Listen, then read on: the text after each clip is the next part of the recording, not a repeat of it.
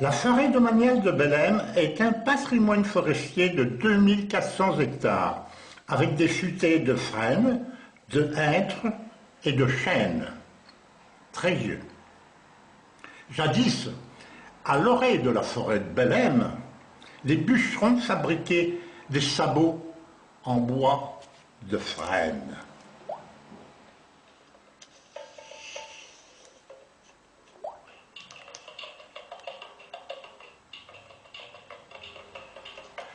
Nous sommes à la Herse, une fontaine nommée Aphrodite, déesse des temps grecs.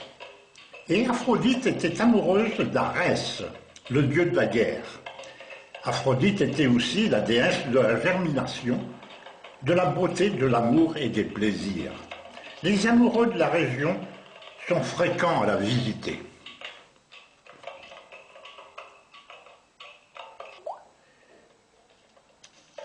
Nous quittons ces lieux pour nous rendre à Mortagne-au-Perche. Nous traversons le village bien percheron, le Pin-la-Garenne.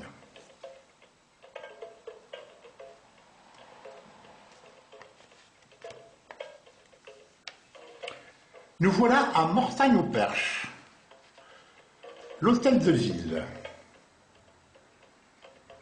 et l'ancien théâtre. Aussi les halles actualisées. Mais n'oublions pas le jardin public.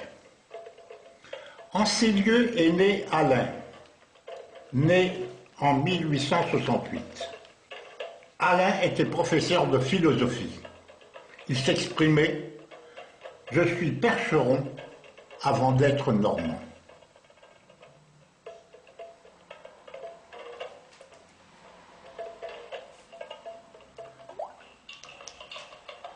De nombreux percherons ont quitté ces lieux pour s'exporter au Canada.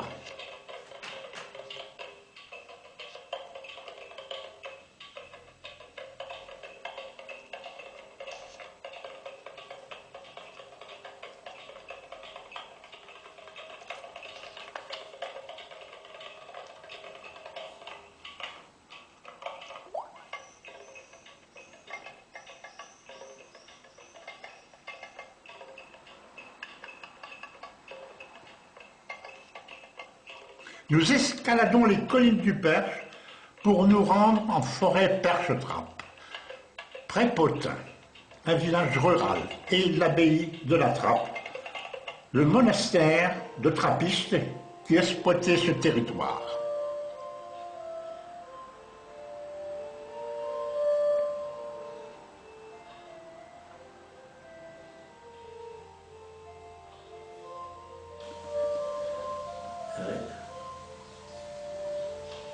Vous me dites votre âge? Oh, un petit peu plus.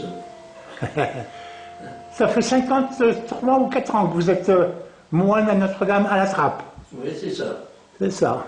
Donc 78 à la fin de l'année. C'est bien, mon père. Oh, c'est bien. On vient d'enterrer notre centenaire il y a 3 mois là. Ah, tiens. Ouais, 100 ans. Il était là depuis 81 ans, vous voyez. Ah, dites donc. C'est un lieu de réflexion chrétienne. Voilà, nous sommes à l'Étoile du Perche. Il faut prendre la bonne direction.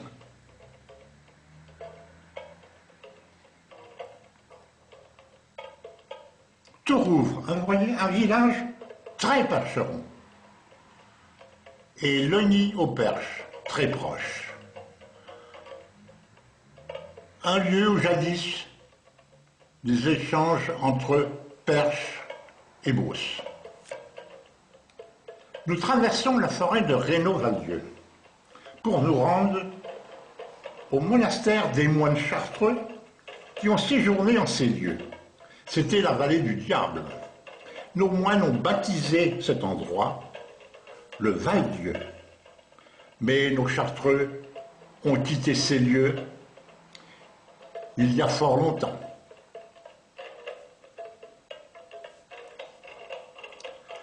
La chapelle Mouligeon, un lieu de pèlerinage.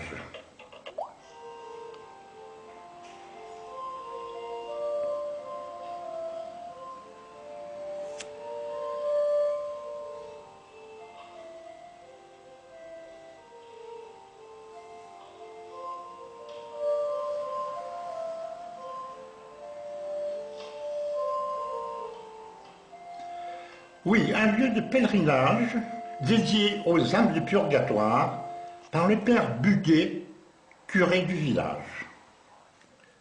Mais dites-moi, Courjon est notre destination. Pourquoi un baptême de cloche à Courjon? Eh bien, je vais vous le dire.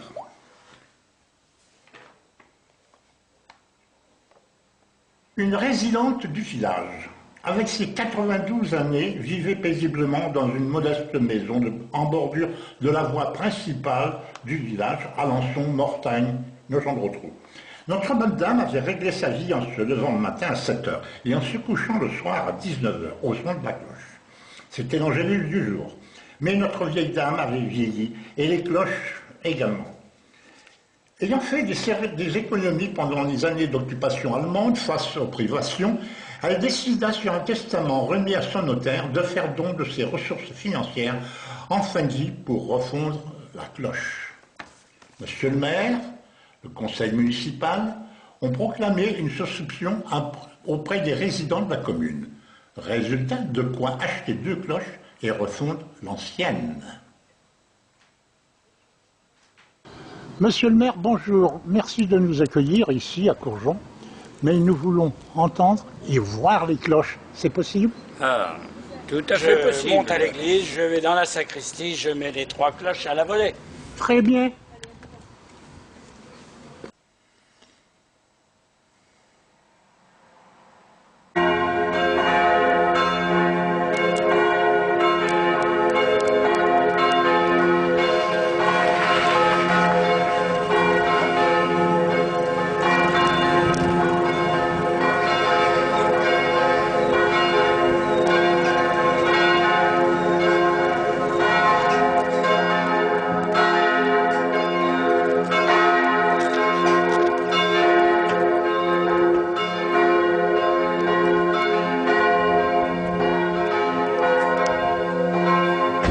Je suis heureux de vous retrouver ici et de parler de cette période de 1947, jour du baptême des cloches. Vous étiez jeune? Oui, j'avais 7 ans. Et vous êtes donc le fils de André Becquet, qui a été le complice, je peux le dire, complice de mon père, qui était maire à ce moment-là, pour installer les cloches dans le clocher. Ça n'a pas été une petite épreuve. Effectivement, oui. Mais tout en étant gamin, à l'époque, 7 ans, je me souviens comme si c'était aujourd'hui. C'est le montage des cloches, l'assemblage dans le cœur de l'église. Hélas. C'était... Il fallait monter les cloches là-haut. Oui, pour le baptême, pour la messe, pour la bénédiction, elles étaient montées toutes les 3. Ouais. Et après, il fallait les monter, les redescendre pour les monter Clocher. dans le clocher. Là, c'était spectaculaire, enfin. C'est une petite merveille. À l'époque, il n'y avait pas de grue. Exact, c'est vrai. As-tu mangé des dragées? Oui, tout à fait. Ah bah oui. Il paraît 40 kilos de dragées. Les kilos, je ne sais pas, mais je sais bien qu'on en voyait partout sur le sol.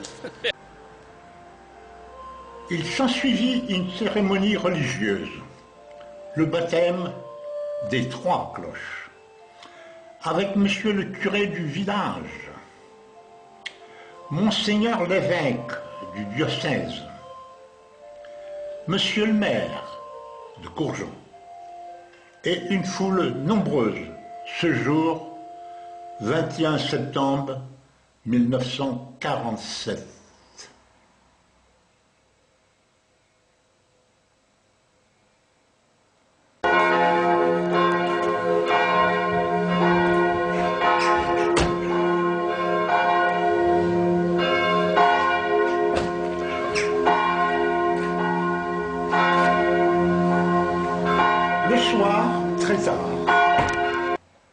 de ce 21 septembre 1947, une soirée rassembla de nombreux invités. Au menu, le boudin de mortagne au perche et les tripes de l'ognie au perche. Oui, très tard. Après une journée joyeuse et ensoleillée.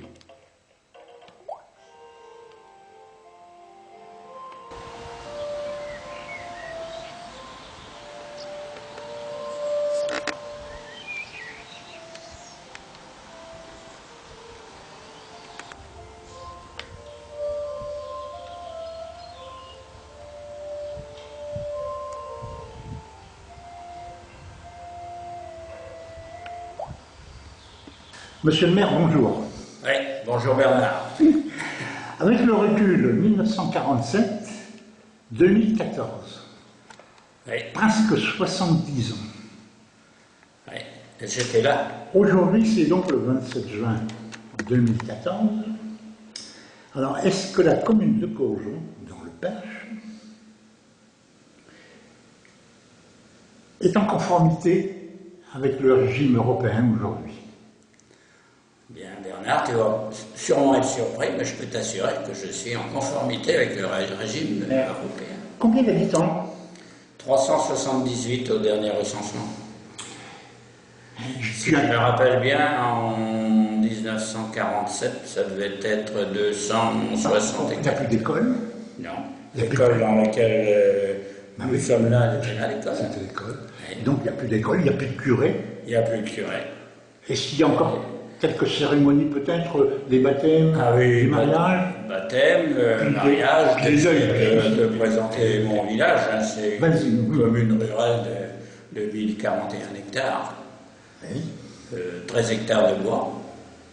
Et c'est sur ces 1041 hectares, dans les années 47, il y avait 15 fermes à l'époque. Maintenant, en 2014 plutôt, arrivait un petit industriel, un jeune, hein, bien dynamique, qui a dit ben, moi je me mets là, dans 2 ans je jette le bâtiment. C'était bénéfique pour la commune, mais il n'a pas fait que d'acheter le bâtiment.